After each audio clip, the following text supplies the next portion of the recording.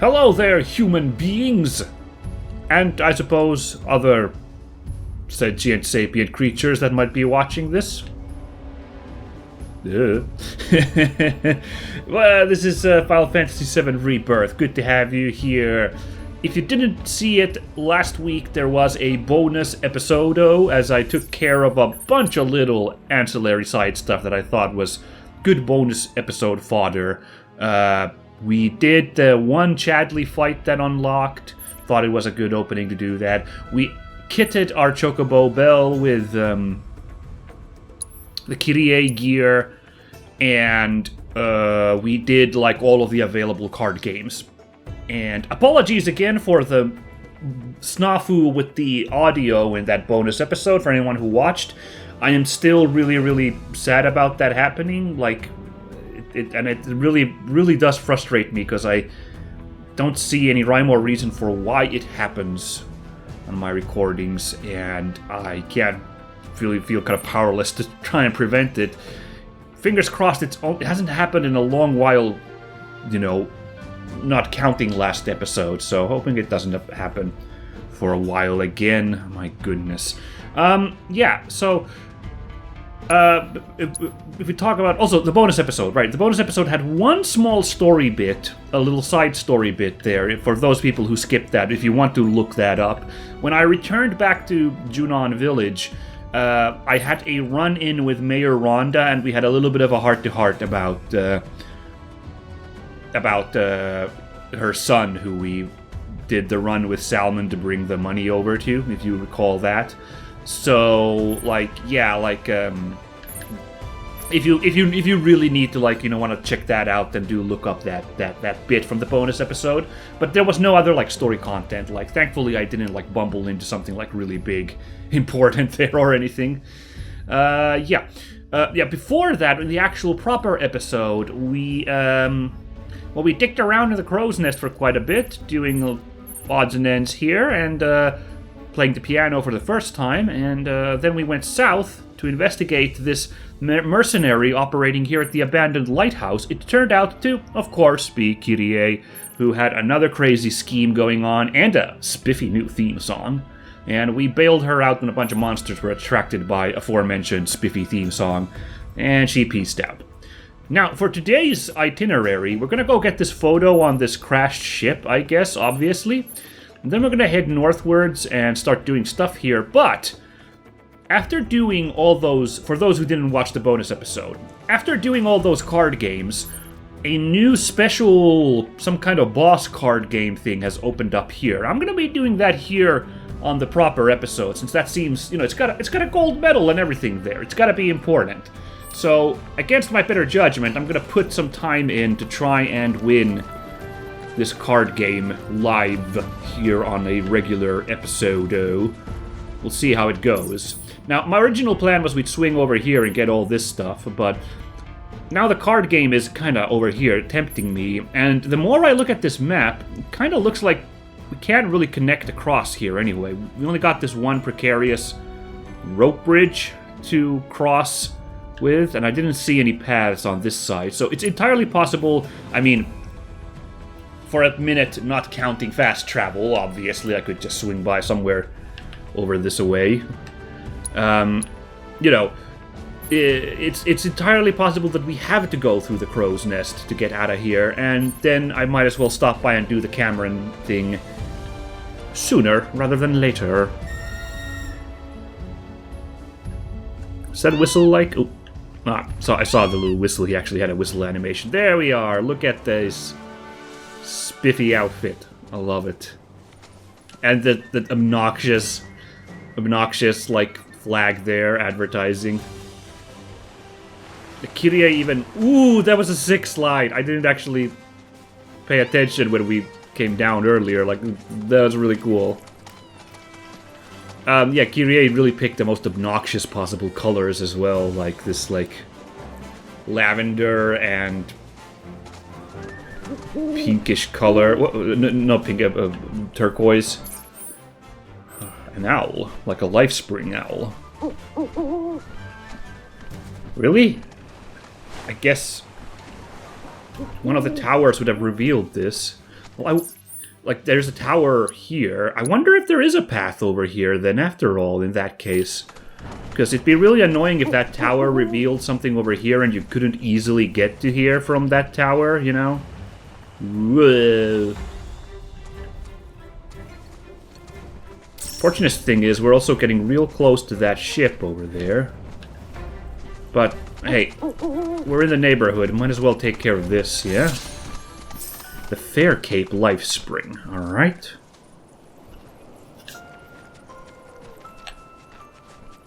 Oh! I should do something real quick before... Well, you know, I'll do this mini-game.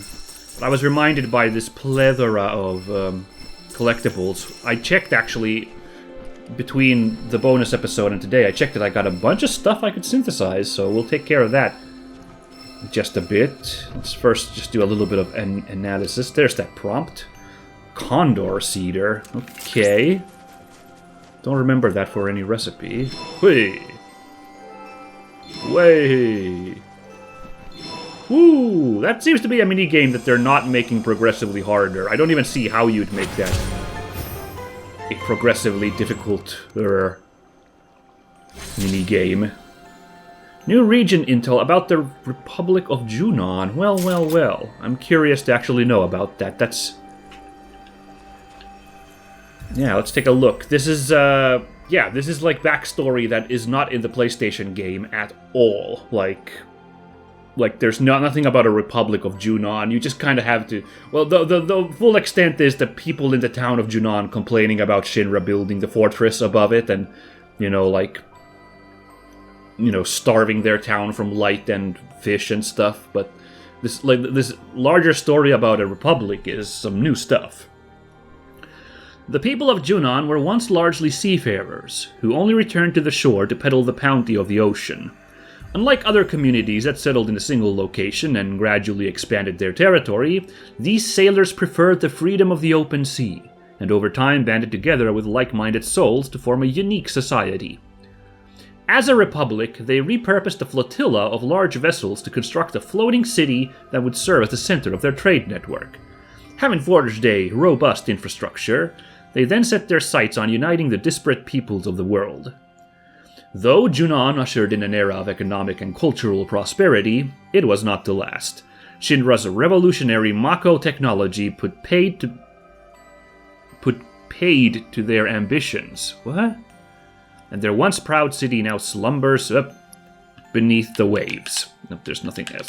Okay. That's tragic. And also, cool vibes, though, to imagine that there was a neat water world city floating around here. I guess that's what all this wreckage kind of is supposed to be, you know? In some sense. Oh, this shot there. Oh, it looks... I know it's evil, but it looks so cool, the fortress here, with the big gun pointing over there. What do you suppose? There's a big old island over there. That can't possibly be the opposite continent yet. Like, you wouldn't build a cannon that huge to fire that short a distance.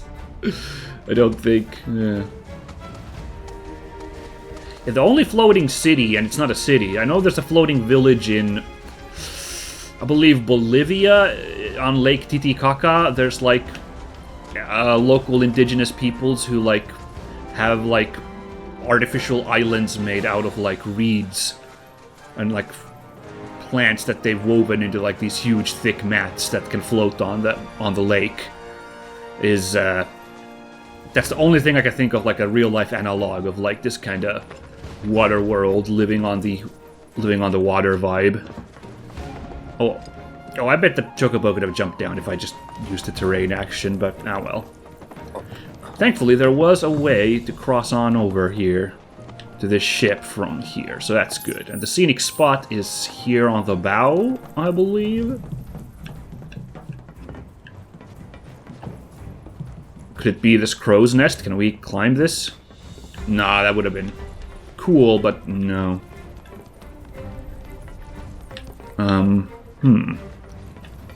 Or maybe, like, I'm on top of the scenic spot now.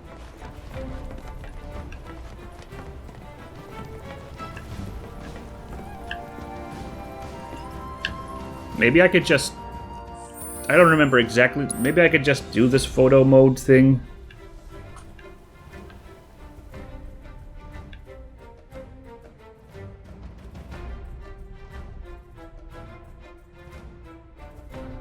Let's see, where's the button for actually taking the...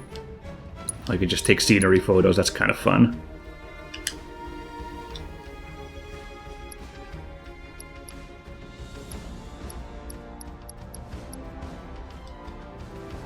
Yeah, well, how do I... Where's the button for just taking the photo? What the... Yeah. Ooh. Oh, this is kind of cool. Fitting the local theme. Okay, I'm stupid. Like, what? There was a, like, actual button for taking the photo, right?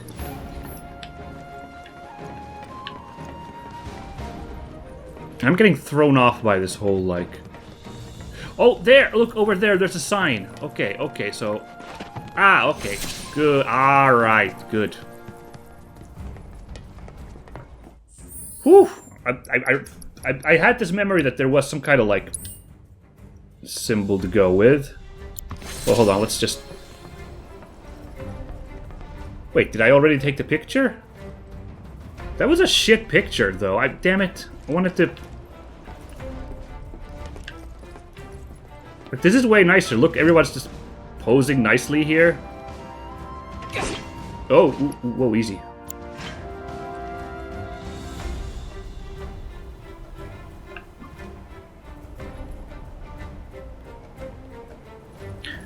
Yeah, okay, hold on. Hold on. There we go.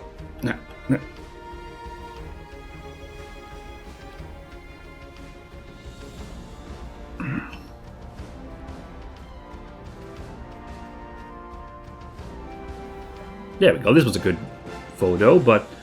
Yeah, how the hell do I take the photo?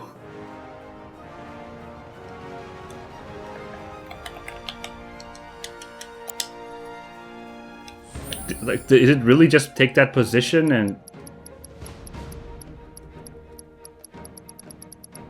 I don't freaking know. Well, I hope you guys took... I hope you guys took the photo there as I messed around.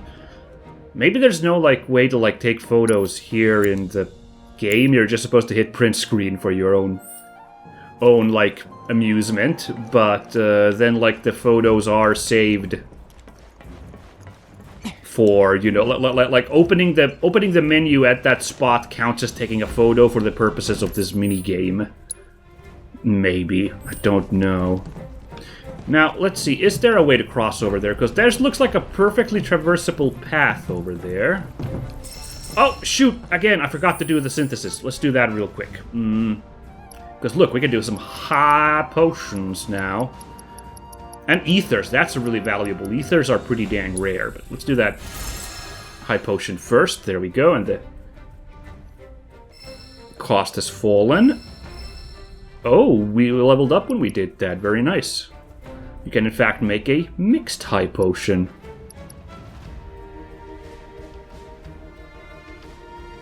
Yeah, let's do it. Nice.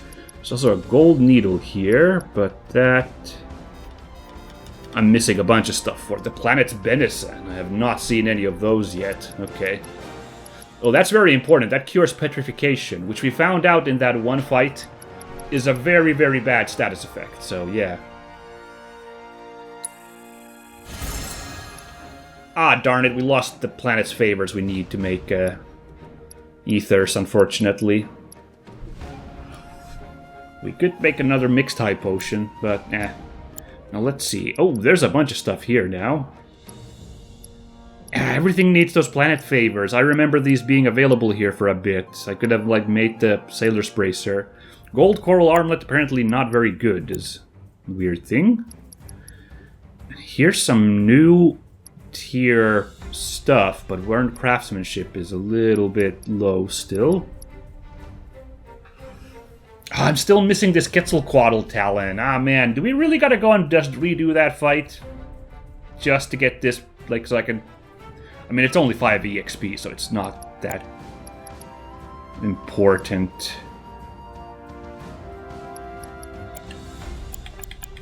Yeah, but okay. Gotta just keep eyes open for some more planets' favor. We don't need a whole lot of them, so hopefully drop a bunch in this area, but yeah.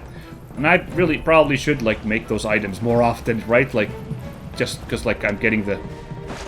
But, like, some of these items I'm not... Hey, look at that! Immediately getting some planets' favors. Not enough to do this, but, like, good.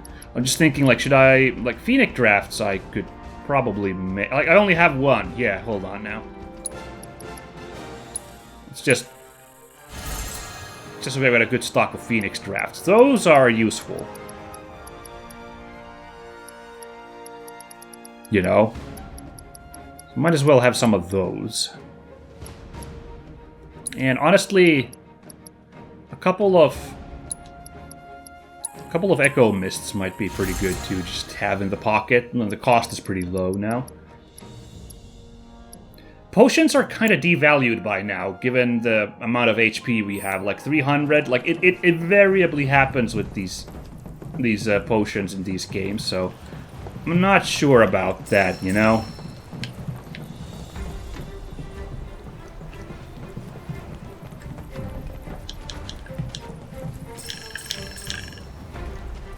Okay, and here, can we... Yeah, okay, there was, in fact, a way to go through here. Very good. However, I'm gonna have to admit, I was kind of primed to go and take care of this now, so... I guess this is neat to know that this path is here, and this would have been a way to get to that life spring, you know? Quicker, you know, once, you know... Hey! Wait, that's just a blessing. We needed favors. Oh, but we've gotten a bunch of favors now. Okay, hold on. Just take care of this ether, because this ether, it's very valuable to be able to make ether, so... They are, you know, very useful. And we hit level 8, neat! And Mega Potion has been, well, not unlocked yet, but it's now available. Cool, cool, cool. Teasing us some level 9 stuff over here.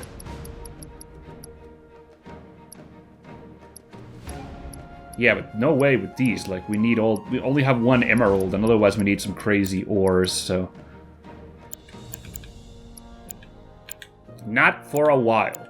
These ones I could do as soon as I can get, once again, a few more planets' favors. We can make the Sailor's Bracer at least, you know, a couple of those would be good for Cloud and Aerith. But yeah, the ether was what I wanted to, like, knock off at this point.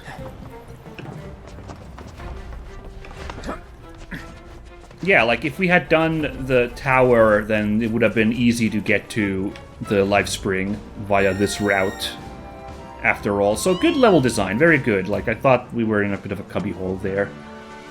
I guess it also wouldn't be terrible design to have, like, a little, like, just cul-de-sac area, but, you know, since I was kind of planning this trip back and forth, and really it was just the unlocking of this new card game that, like, threw me off, you know, I would have really appreciated being able to, like, make a little round-trip circle around here. But what it's going to end up now doing is we're going to go over here and then leave out the north gate of...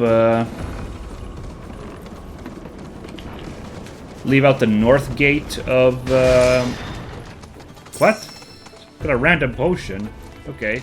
North gate of the Crow's Nest, and we'll, like, go down that south... we'll go down south that west side of that peninsula and pick up the stuff that way. The overworld side quest stuff. Sound good? Yeah. Alright, this stuff might come in handy. This little camp here is fascinating.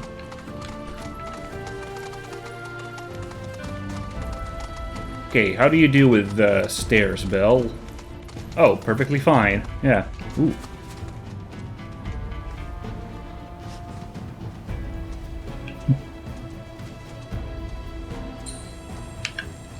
Okay. Gotta go down there. Hey, we can just jump off. Perfect. Oh, right! I've completely forgot that there's like this bunny mechanic that seems to like... The bunnies seem to be like some kind of visual cue that there's a buried item. Hey, come on. What do we got? A Play Arts Sweeper. Huh?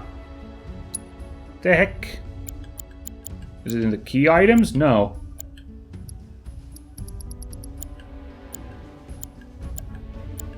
I mean, play arts are pretty damn expensive, like, so that's pretty good that we just found one buried in the ground, but why is there a real-life toy, excuse me, action figure, collectible figure, of a, FF7 robot hidden in the ground? What are you guys doing over here? Deal with that. I got it. Ow! The heck? There. Oof! Just doing a little bit of practice as Tifa. Haven't played as her in a bit. That was great. Oh, neat. Hey. That's more for flying enemies. See, that's a attack move that's got utility that I can figure. You know? Kind of like, and this. Yeah, look at that. Double even. Okay, that didn't go so well.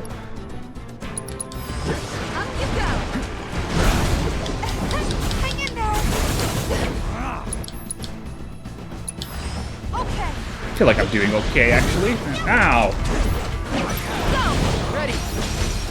Yeah, that's really cool. That's really fun that that's that kind of utility with this move. Good to go. Ready. Ow. All right. Bingo. Bring it. All done. Surprisingly all right that fight went, despite that owl giving me a good walloping. I feel a little rude, though. Those guys were just admiring the sea there, you know?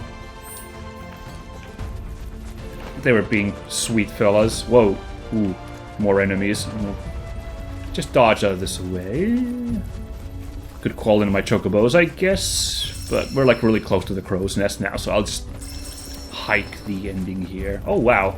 Just a ruby on the ground.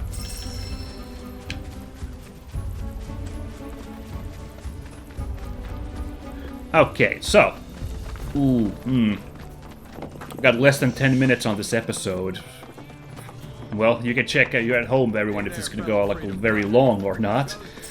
Because I'm rather hit or miss with these card games. I don't think in that if you didn't watch the bonus episode, I don't think I beat anybody in like my first go. Like I had to at least lose once before I managed to pull through. Oh no, the twins were special because the twins you had to beat the other twin first, and he like played like a really easy newbie deck. But the real challenge was then when the second twin like challenged you. That was like the real action of it all. Hey, Mithril lore, neat. But we'll figure it out. Cameron! Finally. Someone who's worth a damn. I'm Cameron, Queen's Blood champion, and I roam the world in search of proper sport. I've scaled mountains, braved wastelands. As I communed with nature, I received a vision. The true spirit of this game we both play. All right. Now I shall reveal it to you. Are you prepared? Then come. Damn. Alright then, yeah. This is the Keeper of the Kruor. We need to defeat him and we will actually rank up, I'm pretty sure. Yeah, it says win and you'll rise in rank. So, let's party. Now, I've been assembling a new deck here. Sorta, kinda. Ooh, we'll get the Midgard's armor as a card if we beat this guy. When allied and enemy cards are destroyed, raise this card's power by 1. Ooh. Because the Midgard's armor swallows up and eats stuff. I get it. I'm wondering if I should take this new deck for a spin.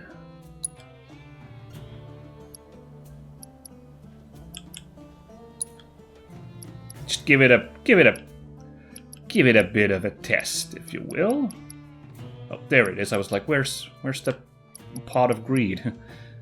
So like, I mean, I would have liked to like fill this new deck up entirely with new cards, but like, I don't know, it'd be cool to like kind of like do like this like put in all the cards we've been winning, taking all these guys on, and just see if we can get a squeeze off a win here. So if you'll indulge me, we'll try this completely new card deck, and I'm not gonna suck at all because I am going to do really dang good, I guess. I haven't used these Ignilisks a ton, so let's put those in there. And then 1 3-carder. I haven't used the Screamer a ton either, so let's put him in there, I guess. Let's rock this 5th deck. Oh, if you didn't watch our bonus episode, I kind of cycled through all the decks, and I enjoyed decks 3 and 4 quite a bit. The second deck is still really touchy. Those Devil Riders are really hard to use since they hit backwards, you know?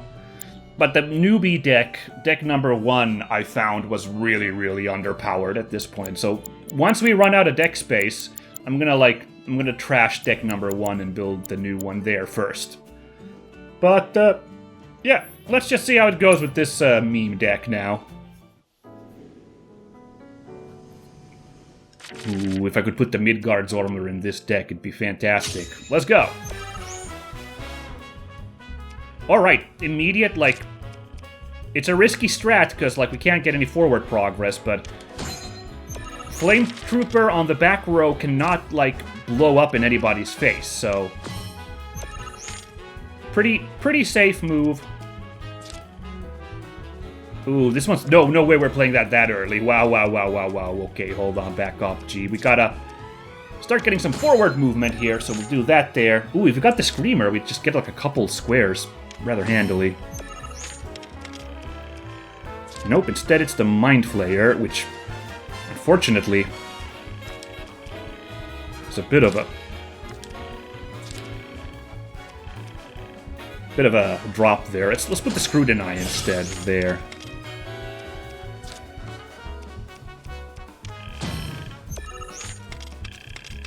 Alright, Capper Wire. Lower the power. Aw, man. Well, it's like ±0, but... I'm not really sure what I'm doing right now. I'm just trying to feel around here. Aha! Well, that is a problem now, isn't it?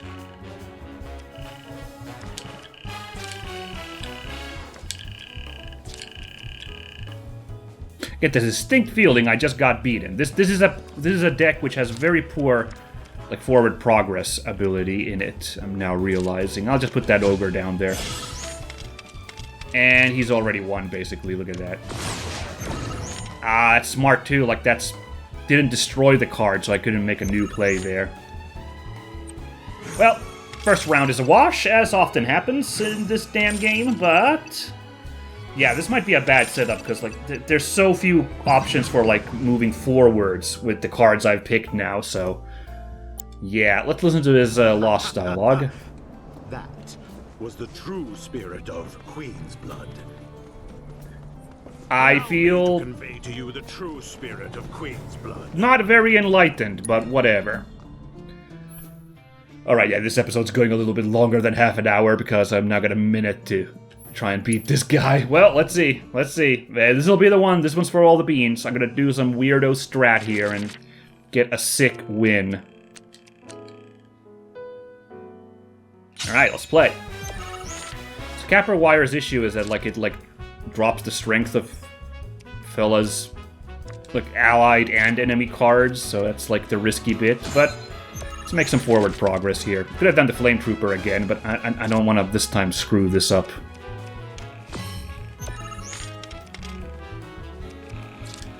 Nice, Zemzalet, but too bad, can't get like it to be there in the middle.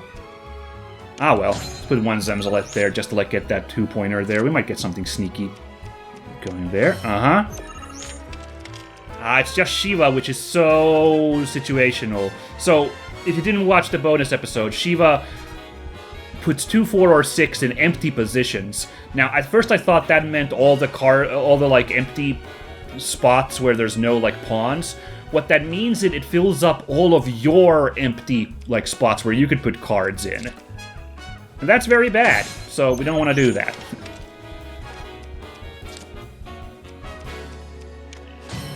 Oh, yikes, okay. Okay, this is a risky play here, because, like, this could blow up in my face, but what are you gonna do? And now would actually be a great time to play Shiva, because I got so many of these, friendly spaces here. But let's just see, let's just see.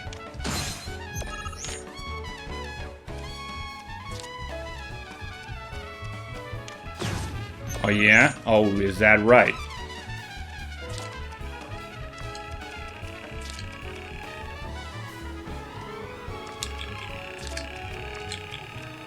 There's no way for me to stop that +2 spot there.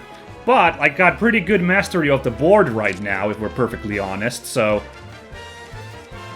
Why don't I just put some heavy hitters here to, like, fill out the ranks, you know? Ah, okay, okay, you're reducing me. Oh, you're reducing me. Ooh, which one's giving this +2 bonus here? I'm not actually sure. Who's giving this buff here? Oh, it's the Ignalisk. Right. Well, we can actually end it here, actually. I got the win this time. So, that didn't take exactly a minute, but I still got this guy, so that's pretty satisfying, huh? With a real, kind of bunkum playthrough, too. But hey, look, I got, like, pretty good usage out of the Flame Troopers here. That final Flame Trooper, I basically deployed once I knew he couldn't do anything, so I didn't have to worry about the Flame Trooper blowing up in my face. Oh, the Flame Trooper... Sorry, again, for anybody who didn't watch the bonus episode. The Flame Trooper, he's one pawn with 3 points, so that's pretty strong. His issue is that, like, if he gets destroyed, which means that, like, he uses a card that damages it down to 0, he actually does a debuff on all the cards behind him. So, you know, like, so like, that Flame Trooper in the middle there would put a debuff on the Ogre and the Capper Wire behind it. So that's why it's a little bit risky to play the Flame Trooper in that sense, but paid off super well here. Give me them points. Alright. Decent deck, I guess. That double Capper Wire was also a little bit cuckoo pachuku, you know. Got that Midgard's armor. Alright. Nice. Very happy. Whoa! What the shit? This is wrong. This is all wrong. I don't understand. It was just supposed to be a game. Oh my god. No. There it is again. That voice. Could it be? Has returned. This freaking drama. That's impossible. It's just a silly card game.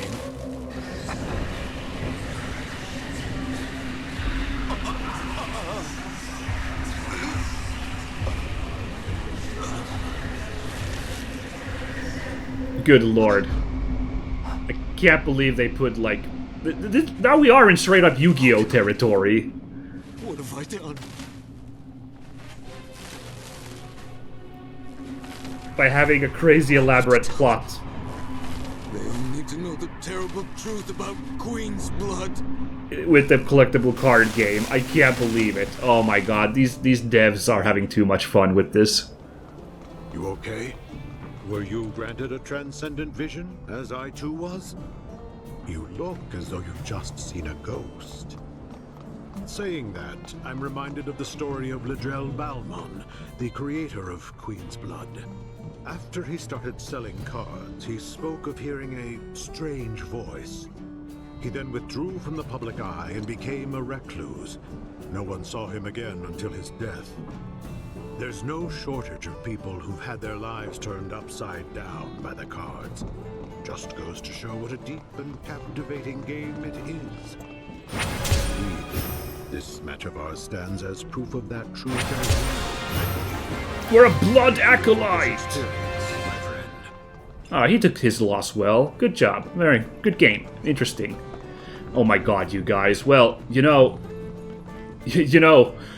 what this unfortunately means. Now that there's this nonsense Yu-Gi-Oh plot going on with the Queen's Blood thing, now I'm obligated to do all the Queen's Blood content as well. If it had just been a doofy card game, like in 8 and 9 Final Fantasies, where like there isn't like any like particularly big plot line involving them. Oh my god, look at this like animation, by the way. Oh, okay, I was just looking at it wrong. It really looks like Aerith was sitting there at the... on the, like, rocks there. Like, if they had actually animated, like, or, like, programmed, like, the AI to, like, take, like, contextual positions like that, that would have been crazy. But no, I was just looking at it wrong. Yeah, like, there was no particularly, like, plot line tied to the card games in those Final Fantasies, but if this one has... this ridiculous story. We gotta save... that was Danny Sexbang stuck in the Shadow Realm. We gotta go save that guy, you know? Man, this is crazy. I wonder if that plotline's gonna wrap up in this game or in the final part of the remake. Because I'm thinking, like, you wanna save... like it'd be crazy if, like, there wasn't some, like, Queen's Blood also in the next... the final part of the remake, but would you want to wrap up this story while still carrying the minigame into the next installment? Or maybe they'll just wrap it up and be like, that's all, no, we don't need any more of that. I don't know, I'm speculating, but now I'm like, okay, knowing that, like, we got a wacky old little, well, again, Yu-Gi-Oh plot, I guess, because for folks who haven't watched Yu-Gi-Oh, the plots get really damn elaborate for what many will point out is a children's card game. So, yeah. Alright, cool. Speaking really quickly of Yu-Gi-Oh, something I was thinking when I was doing the bonus episode, I didn't talk there, but I'll talk now, is the personalities who you play against, excuse me, in the Queen's Blood games, they're all kind of... they're a bit ridiculous, right? They're all, like, really over-the-top, like, caricatures, right? And I've been kind of like, okay...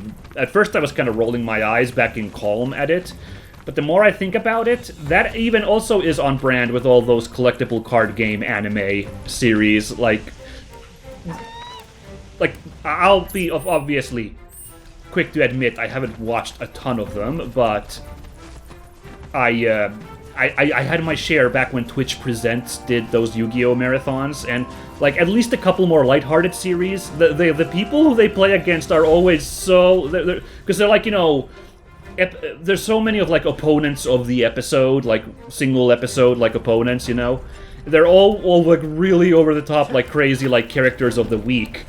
So, this has that exact energy with the, like, goofy people who give their life story in like a 5-minute game, you know, like post and pre-cutscene, you know. It's kind of amusing. I'm impressed by the effort put into the presentation of this card game. Also, I'm really happy with you, buddy. Don't worry. Yeah. No, I didn't mean to pet you again. I meant to get a quick rest, which I could have technically done in the crow's nest, actually, but I forgot to do that. So I guess I'll be using a cushion. Duff. It does look like a rather uncomfortable seat, so I guess the cushion is necessary. Yeah.